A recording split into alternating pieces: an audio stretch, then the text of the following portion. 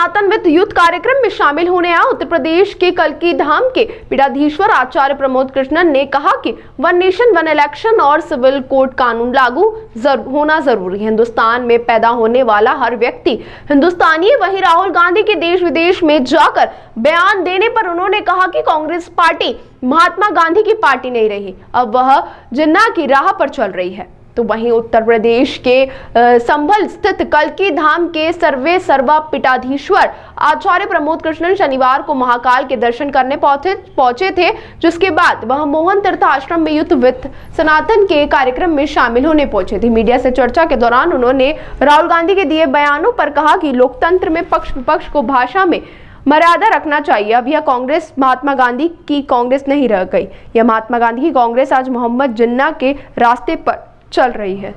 One election, एक निशान, एक विधान, एक संविधान, इससे भारत मजबूत होगा। भारत के प्रधानमंत्री जी का मैं अभिनंदन करना चाहता हूं और उनकी सराहना करना चाहता हूं और मैं मांग करना चाहता हूं कि one nation one election in the interest of nation जल्दी लागू किया जाए और यूनिफॉर्म सिविल कोड भारत में पैदा होने वाला प्रत्येक भारतीय एक बराबर होना चाहिए। जो हिंदुस्तान में पैदा है वो हिंदुस्तानी है।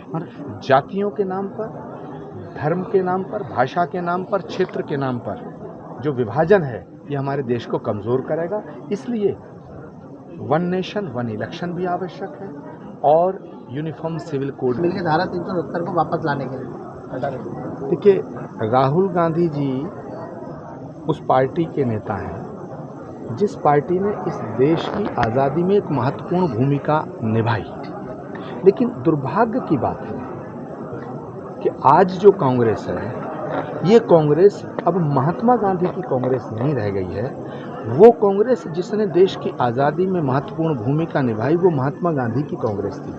वो सरदार पटेल की, सुभाष चंद्र बोस की, मौलाना आज़ाद की, पंडित जवाहरलाल नेहरू की कांग्रेस थी। महात्मा गांधी की कांग्रेस आज मोहम्मद अली जिन्ना के रास्ते पे चल दी है।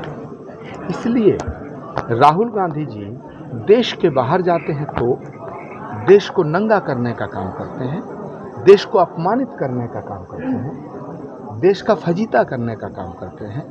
वो भूल जाते हैं कि लोकतंत्र का सौंदर्य ये है कि सरकार के फैसलों की आलोचना की जाए, लेकिन भारत के अंदर, भारत के बाहर जाकर के अगर भारत के खिलाफ आप बोलेंगे तो ये देश कभी स्वीकार नहीं करेगा।